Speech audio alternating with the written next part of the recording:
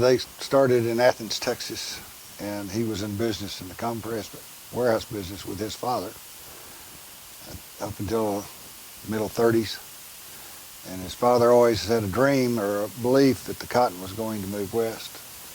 It suggested that he come this way. He investigated it all, and then he sold his assets in Athens and moved to Lubbock. And the first, I believe this is correct, the first compress was built in Plainview in about 1936, something like that. And then ultimately it grew to 28 locations all over the West Texas area. And he was one of the largest cotton warehouse compress people in the state of Texas. Very instrumental in legislative issues, and especially as they dealt to regulations on warehousing and shipping of cotton. 4 families were involved in the warehouse business. It was more efficient for him to take all of the family, operating family, to various meetings and conventions. He also used it for political purposes, and then the side benefactor of that were the rest of the family, because we got to take a family trip once a year. When you're 10, 11, 12 years old, every trip was favorite, and it was remarkable. I guess Disneyland was probably one of the highlights. We went the first year it was open. He took us on the train. We've been to Santa Fe, Phoenix. We used to stand on the back landing, and he always was afraid we were going to fall off.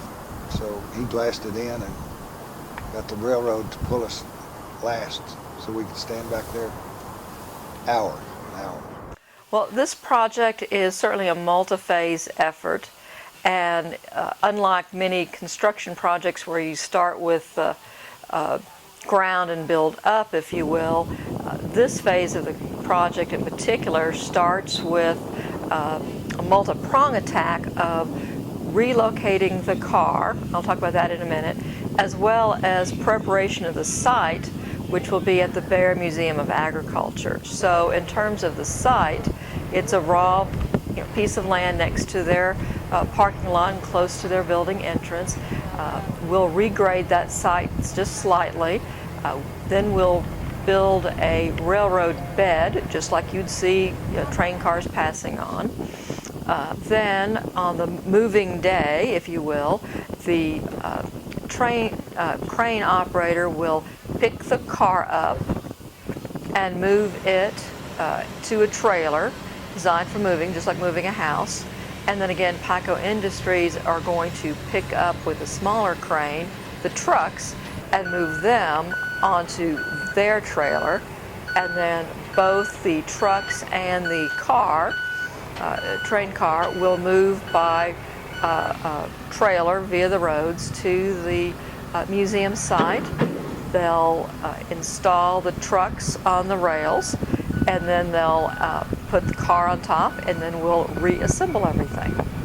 There's too many memories, and there's too many stories about it that it needs to exist. And thank you, museum. Thank you for so much for your willingness to accept it, and thanks to the Heritage Society for all their hard work.